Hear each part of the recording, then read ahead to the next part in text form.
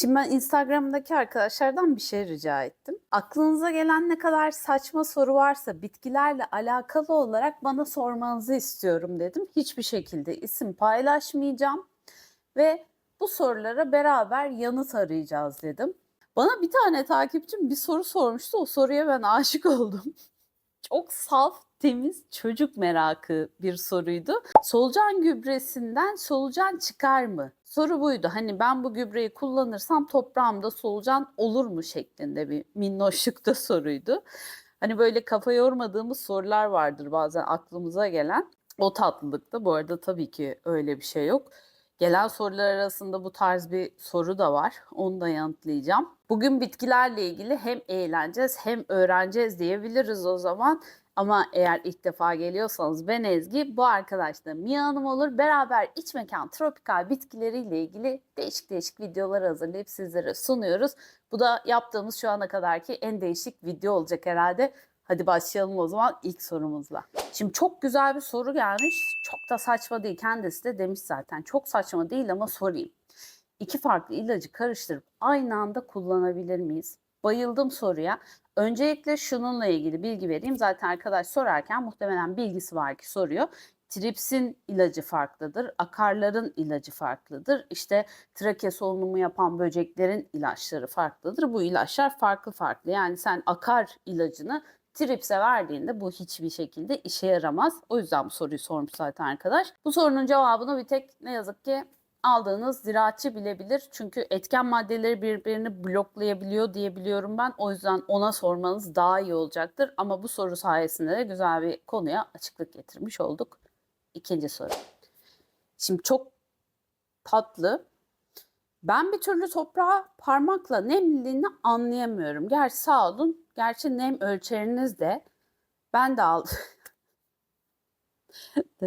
Yani düzelterek okumaya çalışacağım. Nem ölçerinden o da almış. Hindistan cevizi torfu su tutma kapasitesi fazladır. Ondan bahsediyor sanırım takipçim. Kuruduğunu ya da alokasya için diğer bitkiler için anlayamıyorum. Bir de alokasyalar yaprakların susayınca yaprakları yukarı doğru kıvrılır mı diye sormaya çalışmış. Şöyle. Şimdi bu tabii ki parmakla anlamak birazcık zamanla belki de oturan bir şey. Şimdi sulama videosu çekmiştim. Bir tane böyle yaklaşık 1 saat, 1,5 saat boyunca evdeki bitkileri suladık herhalde. Orada da bilgi verdim. Şimdi burada Alocasia stingray var. Şimdi bakıyorum toprağına. Şimdi aslında şuna dikkat etmek gerekiyor canlar. Nem ile ıslaklık arasında fark var. Şimdi bir bitkinin toprağını yeni suladığınız zaman o toprak ıslaktır. Şunu yeni sulamış olmam gerekiyor yakın zamanda. Şimdi bakın parmağımı böyle batırdığımda daha ileri bile gitmeden görüyor musunuz?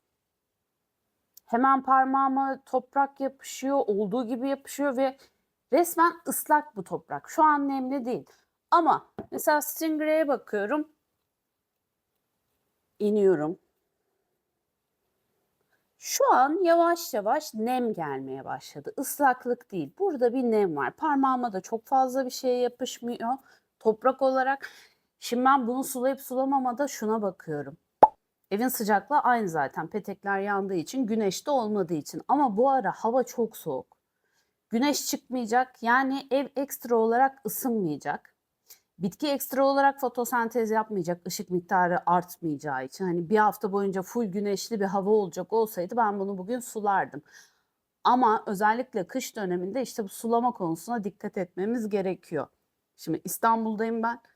Hava kötü. Hatta bu hafta kötü olma olasılığı var. O zaman bu arkadaşı ben nemli bırakıyorum. Zaten toprakların genelde nemli olması gerekiyor. Bunu sulayalı daha bir gün falan oldu. O yüzden ıslak. Ama bir süre sonra bitki bunu kullanacak ve artık nemli olacak o toprak. Zamanla buna alışacaksınız. Evet, nem ölçme aletleri var. Ben de zamanında kullandım ama artık niye bilmiyorum, kullanmıyorum. Bıraktım onu. İşte çok emin değilseniz şiş kebap çubuğu. O sulama videosunu izleyin. Aklınızdaki soruların çoğu gidecektir diye düşünüyorum ama mevsimsel koşulları, evin ortamını, İşte bitkinin hatta yaprak büyüklüğünü, çok büyük yapraklı bitkiler daha çabuk saksıdaki suyu kullanırlar. Daha fazla fotosentez yaptıkları için mi? Daha fazla bu besinlere vesaire ihtiyaçları olduğu için. Ona dikkat. Bir de diğer soru, alokasyalar susayınca mı işte yaprağını yukarı doğru kıvırıyor? Bunu dualarda da görürsünüz. Hayır, sadece susamayla alakalı bir şey değil bu. Fazla su verip kökleri çürüttüyseniz de suyu alamadığı için kıvırabilir. Tabii ki biliyorsunuzdur ki 2 aydır sen su vermiyorsun bitkiye ya da 1 aydır. O zaman tabii ki yukarı ya da aşağı kıvrılma durumu olabilir. Ama sadece sulamayla da alakalı değil, çok fazla sebepleri var bunun.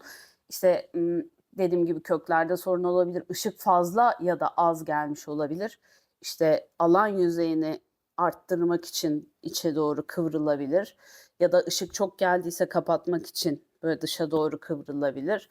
Nemle alakalı işte o buharlaşmayı azaltıp çoğaltmak için bu ayarları yapıyor olabilir. Yani köklerden başlayıp bitki zararlısı varsa da kendisini korumak için kapatabilir.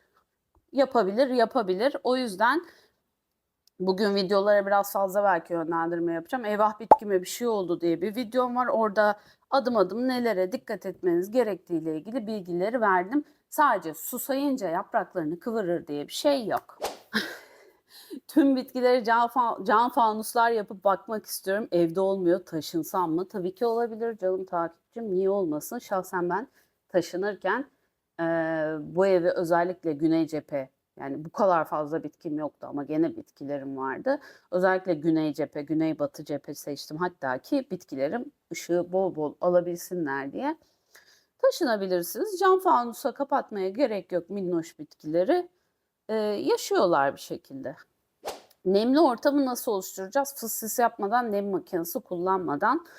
Gene bir videoya yönlendireceğim. Bu arada bu bahsettiğim videoların hepsinin linkini de aşağıya koyacağım tabii ki. Fıs karşıtıyım ben. Artık bilenler biliyor. O yüzden takipçim bunu yazmış büyük ihtimalle. Şimdi ben bir çok güzel nem deneyi yapmıştım. Fıs işte nem makinesi açılması vesaire şeklinde.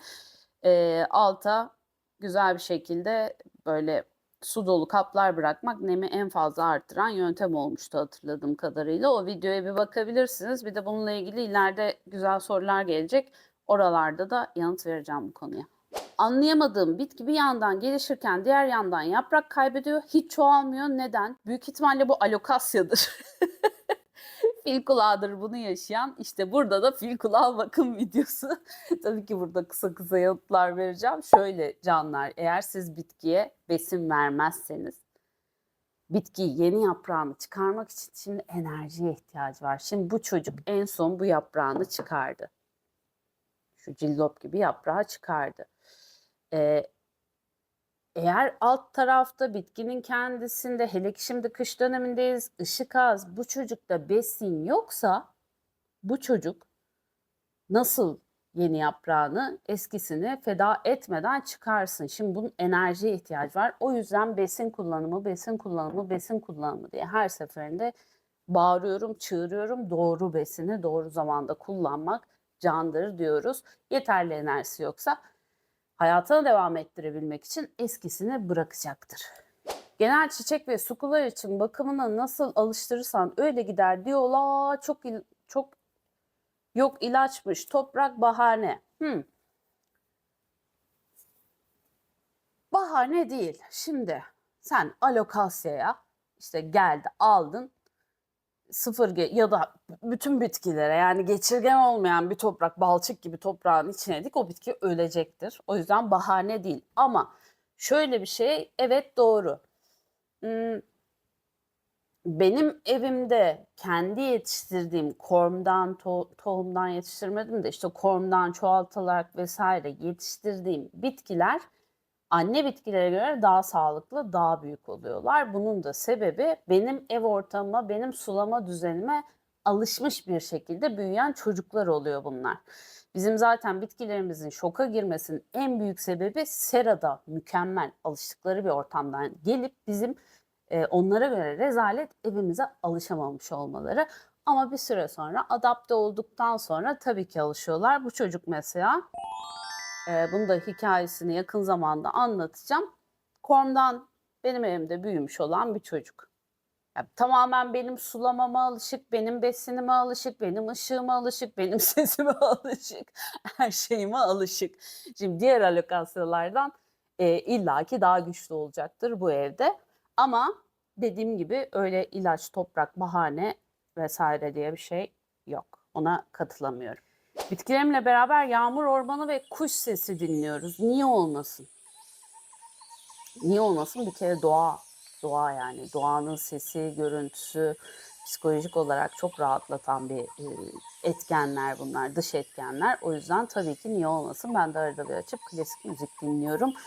Önceliğim onlar olmuyor. Ben oluyorum ama sizin önceliğiniz onlar oluyorsa onda da bence bir sorun yok. Siz de odada durup o güzel kuş seslerini falan dinleyebilirsiniz tabii ki. Eminim iyi gelecektir. Çok kullanılmayan bir odada tek bir bitki varsa mutsuz olur mu? Bence olur. Yazık demiş takipçim. Ya ben sizin kalbinizi severim. Öncelikle onu söyleyeyim. İnsani değerler yüklemeyi çok seviyoruz biz bazı objelere, bitkilere, işte canlılara, farklı canlılara, işte bebekmiş gibi kedi bakanlar filan. Ee, Yani bence olmaz ama bir vicdan rahatsız ediyordu mu ya? Düşünsene hiç kullanılmayan bir odada tek başına bir tane bitki. Siz alın onu ya diğer arkadaşların yanına.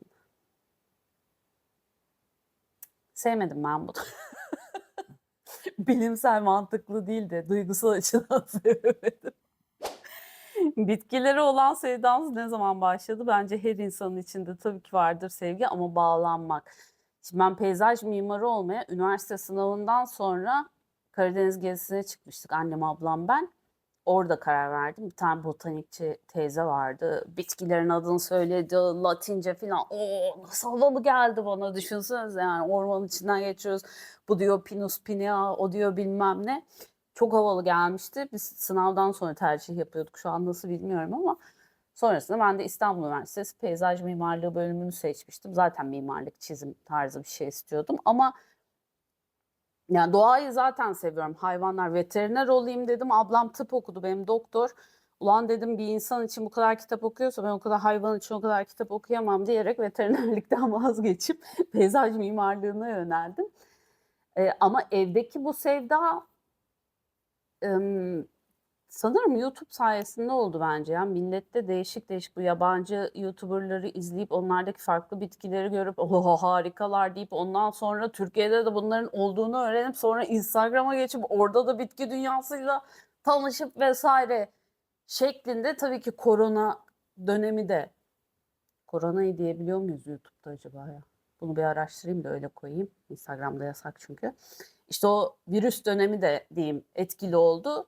Sonrasında işte YouTuber'ları izledikçe ben niye YouTuber olmuyorum? Bunu insanlara anlatmam gerekiyor. 4 senelik bir eğitim var. Sonuçta diye şu an ormanda yaşıyorum. Evet. Bu soruya bayıldım ya. Saksının boyunu bir boy büyütmek saksı çapına göre mi yüksekliğine göre? Çok tatlı değil mi? Şimdi eee, ya aslında iki taraftan da. Şimdi hem buradan büyütmen gerekiyor çünkü kökler artık burayı sarmış oluyor ki yandan birazcık daha yer olması gerekiyor. Hem de altta böyle kökler yer ettiği için alttan da bir toprak koyabileceğim bir pay olması gerekiyor ama bazen bazı bitkileri görmüşsünüzdür belki. Hiç yana doğru kıvrım yapmamış. Alt deliklerde o kadar büyük ki bitki böyle dibe doğru kök gitmeye başlamış. Orada mesela aynı çapta ama biraz daha uzun bir saksıya da alabilirsiniz. Soruya bayıldım. Tamamen bitkiyle alakalı ama doğru cevap hani direkt cevap bir boy büyütmek nedir? Hem çap olarak hem de boy olarak bir parmak şeklinde düşünebilirsiniz. Sardunya bakanlar nasıl yapıyor? Kime sorsam dalga geçiyorsun diyor. Ben de bakamıyorum. Ben de bakamıyorum. Dalga geçiyor vesaire değil. Sizi çok iyi anlıyorum. Yok, olmuyor. Sardunya bakanların sardunya bakabilmesinin tek sebebi evlerinde sadece sardunya olması olabilir. diye düşünüyorum. Ya benim dışarıda var. Her sene düzenli olarak alırım. Aslında bakıyorum yani yaşıyorlar da böyle milletin sardunyası gibi değil. Ben genelde bitkilere de çok bulaşmadığım için belki de dalga geçiyorsun demiyorum. Olabilir diyorum.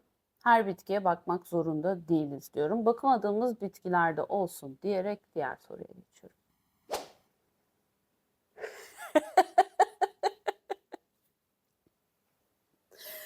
Bu topraktaki böcekler, örümcekler evi sararsa boyları büyür mü?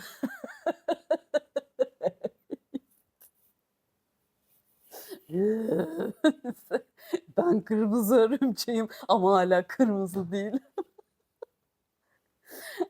Arkadaşlar yani evrimsel olarak gelişebilmesi için milyonlarca yıl geçmesi gerektiği için evinizi sardıklarında o kadar büyüyebilecekleri.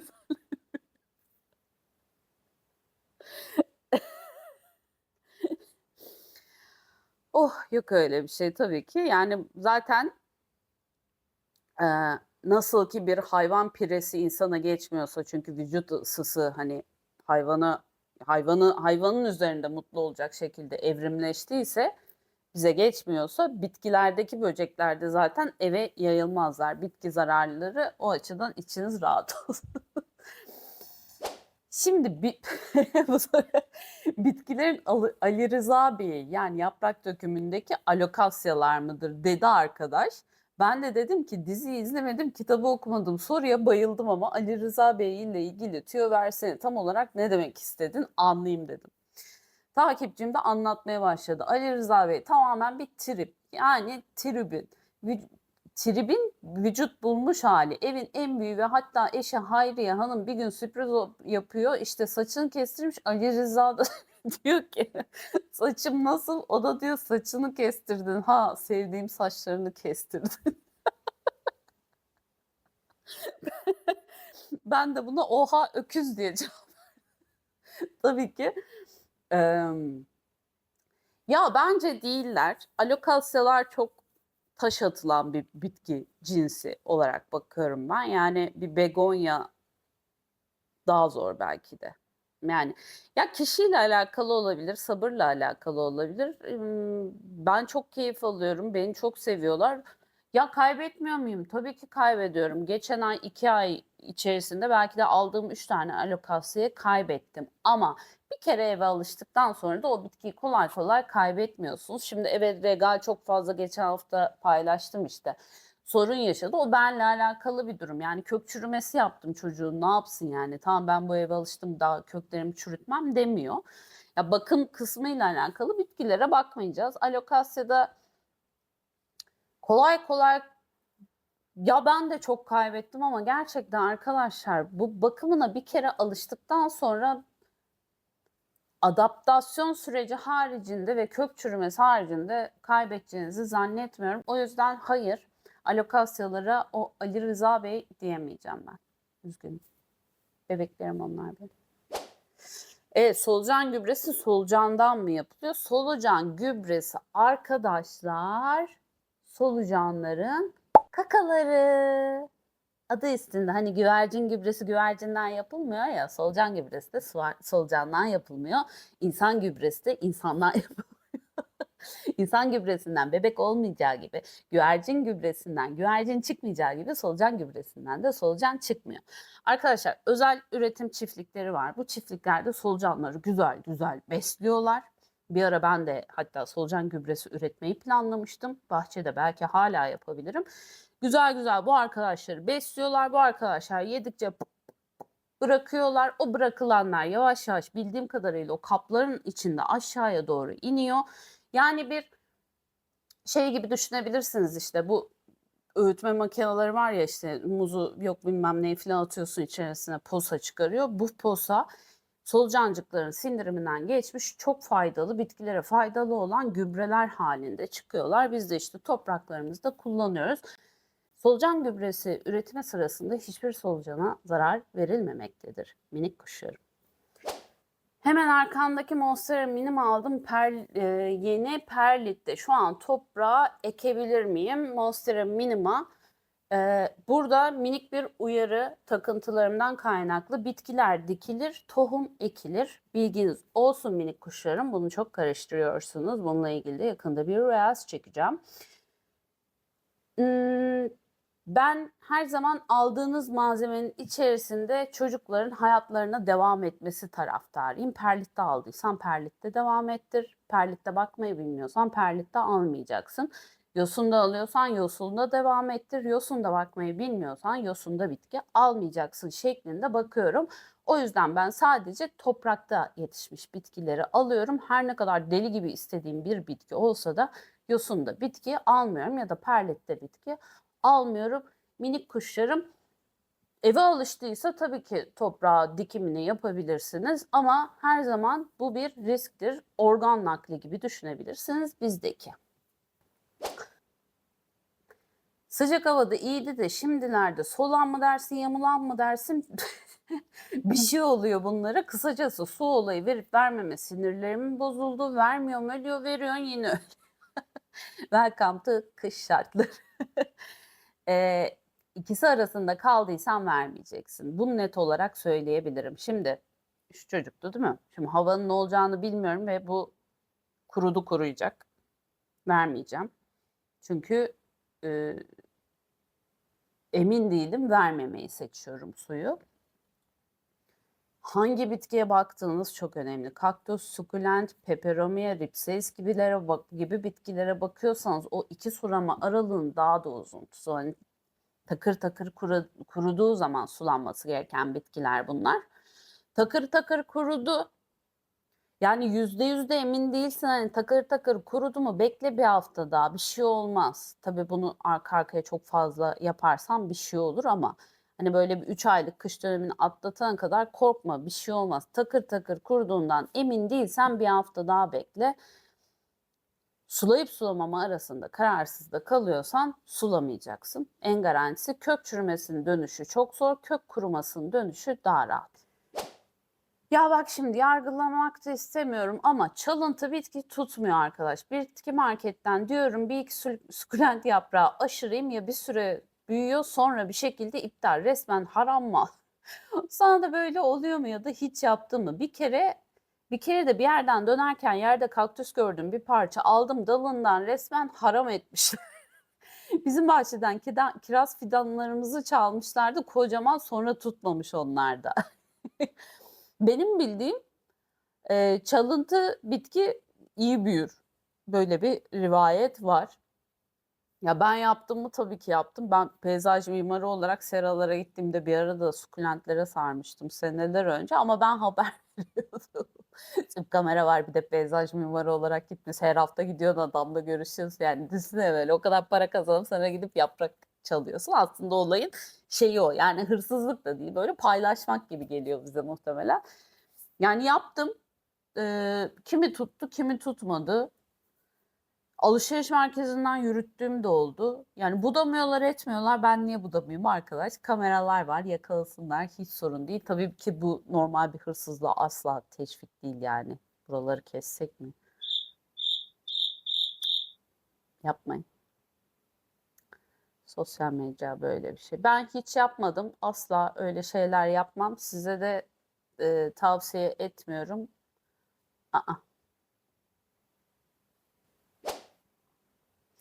Al sana saçma soru. Ah kuzum nasıl canı yanıyordur bitkinin hasta olunca budayınca canı yanıyor mu? Bunu daha önce konuştun ama videomu canlı yayın mı neydi hatırlayamadım. Bunu ben budama sırasında budama videosunda anlatmıştım. Bunu soran çok var çünkü öyle düşünüyorum. Şimdi biraz önce de dedim ya böyle insani duyguları yüklemeyi biz çok seviyoruz insan olarak. İşte ay canı yanıyordur kıyamam. Ya arkadaş sen tırnağını keserken saçını kestirirken canın yanıyor mu? Ya bu da öyle bir şey yani. Ha yara dokusu bırakırsın evet. Bu bir sıkıntı. Niye bitki oradaki yara dokusunu iyileştirmek için oraya kanalize olup büyümesini yavaşlatacaktır. İşte böcek vesaire geldiğinde de büyümesinin yavaşlamasının sebebi bu zaten. Ay budama candır yapmayın gözünü seveyim. O budama videosunda çok güzel bilgiler verdim. Özellikle o bir budama videosunu açıp izlemenizi tavsiye ederim. Hayır, bitkilerin canları o şekilde bizim kadar bizim gibi yanmıyor. İnsani şeyleri her şeye şey yapmayın. Bu soruya bayıldım. Kil bilyesini vitaminli suda bekletirsek vitaminli kil bilyesi elde etmiş olur muyuz? Arkadaşlar vitaminli kil bilyesi diye bir şey yok. Bunların çoğu satış stratejisi. Kil bilyesi bakım videosunda anlattım. Kil bilyesi öyle kolay kolay yani kil bilyesinin yani kil bilyesi bünyesinde bir şey tutan bir malzeme değil. Çok uzun süre tutabilen bir malzeme değil. Yani bu yöntemle vitaminli kil bilyesi sen yaparsın. Pakete koyarsın, satarsın.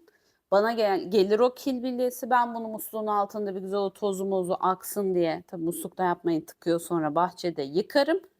Vitamini gitti. Öyle bir şey yok.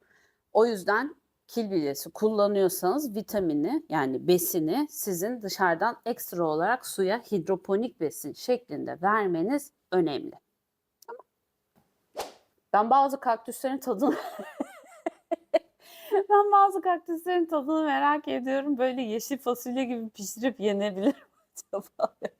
Kesin Meksika'da falan yapıyorlardır. Yani ben araştırmadım bu konuyu ama çok tavsiye etmiyorum. Şimdi alerjik bünyeniz vardır vesaire. Öyle bilmediğiniz şeyleri yemeyin. Mesela alokasyaların kolokasyası var biliyorsunuz. Aynı aileye aitler.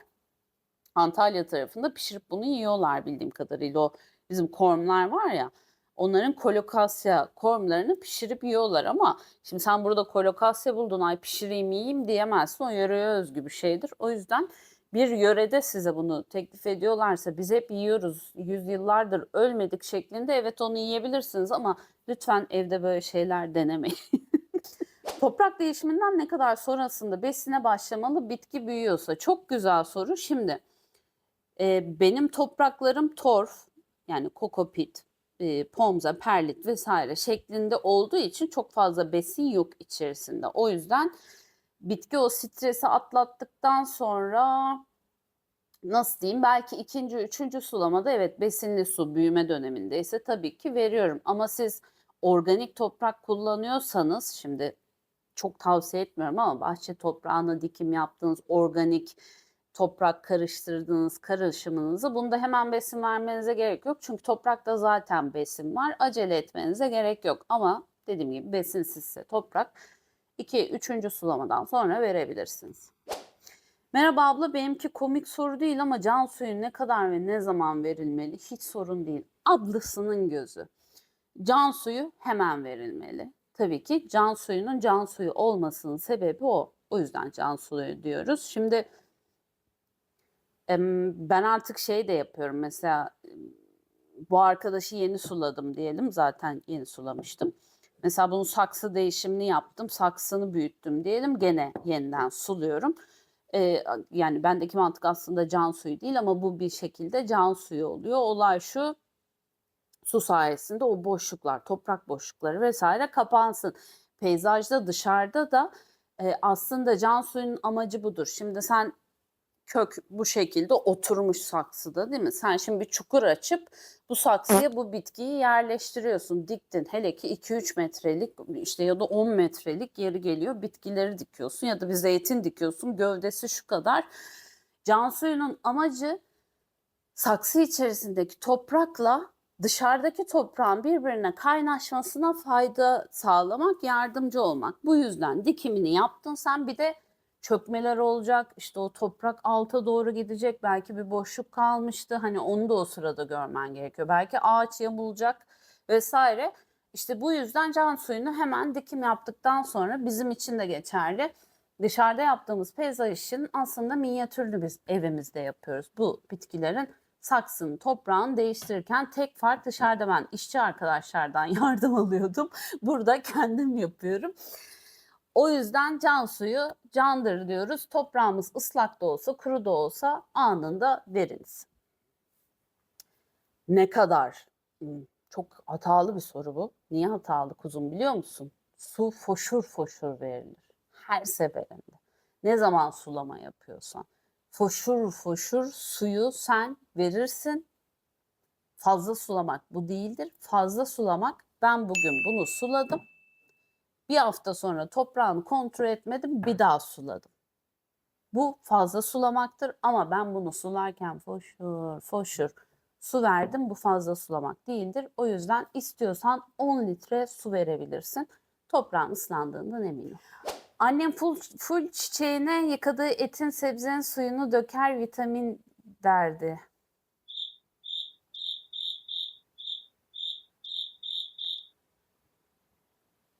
Sebze duydum da et kokmuyor mu? Sineklenmiyor mu? Annelere laf söylemiyorum. Sizin annelerinize laf söylemiyorum. Size söylüyorum. Size söylerim. Bunları yapmayın. Biber sürerim ağzıma. Kocaman hurafeler serisi yaptım ben. Devam. Buradan yazayım sana, kutu küçük gelir bana. Vay, tekerleme gibi olmuş ha. Benim gibi kardeşimin eşi de bitki bakımını çok seviyor. Çocuklardan korumak için de bitkilerine misafir odasına kilitleyerek bakıyor. Mantıklı. Kardeşim de sigarasını o odada içiyor. Ne zaman uyarırsak uyaralım, ne kadar uyarırsak uyaralım saksıyı küllük olarak kullanıyor. Bitki hiçbir şekilde ölmedi. Hatta balkonda içtiği zaman da Dark Weather adında bir sukulentin saksını küllük olarak kullanmış ki o sukulent sürekli mantar olan bir tür ve küllük olarak kullanılan saksıdaki sukulentte hiç mantar olmadı. Araştırmadım ama sigara içerken ben de yapıyordum. Evet, bitkiye zararı olmuyor. Muhtemelen tabii şöyle düşünüyoruz. Nasıl anlatayım? Şimdi saksının büyüklüğü önemli. O yanmış bir, yani tütünün yanmış hali, kül dediğimiz şey içindeki kimyasallarla beraber o tütünün yanmış halini aslında toprağa döküyor.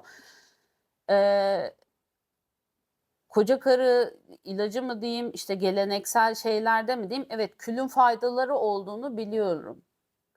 Odun külü vesaire. Ama ben bu tarz şeyleri genelde tabii ki dışarıda kullanılması taraftarıyım. Saksıda değil. Sukulent olduğu için hiçbir şekilde karışmıyorum. İstediğiniz gibi kül tablası olarak kullanabilirsiniz. Bir alokasyaya kül dökmeyeceğinizi biliyorum. O kadar para vermişsin, pıt pıt yapmazsın yani.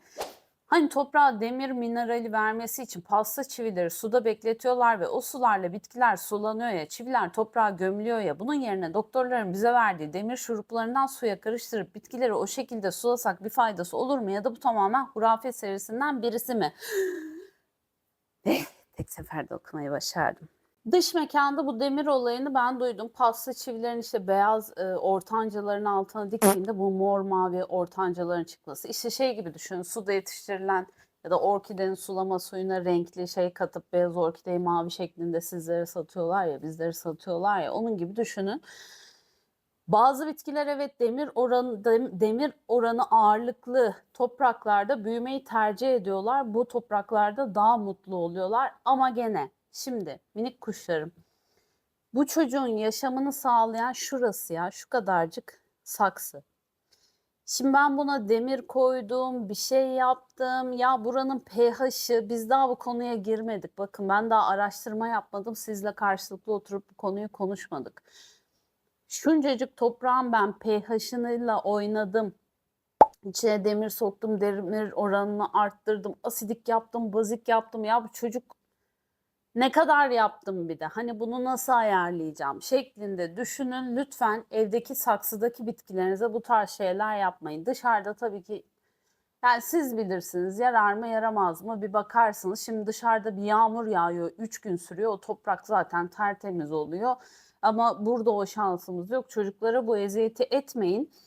Doktorun verdiği demir şurubu kısmında da şunu tavsiye edeceğim. O şurubu boşa harcamayın. Eğer oldu da tarihi geçti, bitkiye mi vereyim diyorsanız eğer, ben genelde tarihi geçmiş olan ilaçlarımı veterinere götürüyorum. Mia'nın doktoruna götürüyorum. Tarihi geçmiş ilaç demek artık etken maddesinin azaldığı ilaç anlamına geliyor. Bu yüzden kedi köpüşlerde vesaire kullanabiliyorlar. Sizin de aklınızda olsun. 5 aydır begonya ektim. Hala aynı, hiçbir şekilde iyi ve kötü gelişme yok. Şimdi 5 ay olmuş. Kış dönemi bir kısmı Burada bir sıkıntı olabilir, olmayabilir. Şimdi şunu yapmaya çalışın, olabildiğince, elinizden geldiğince lütfen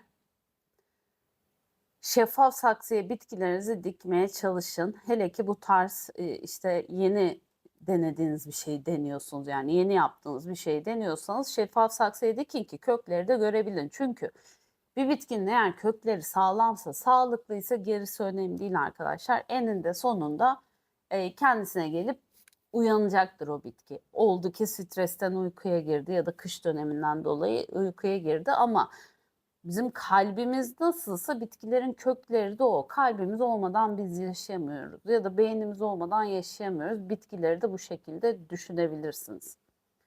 Beyin ölümü gerçekleşince bitkisi hayata giriyoruz gerçi. Beyin örneğini boş verin, kalp örneğinden devam.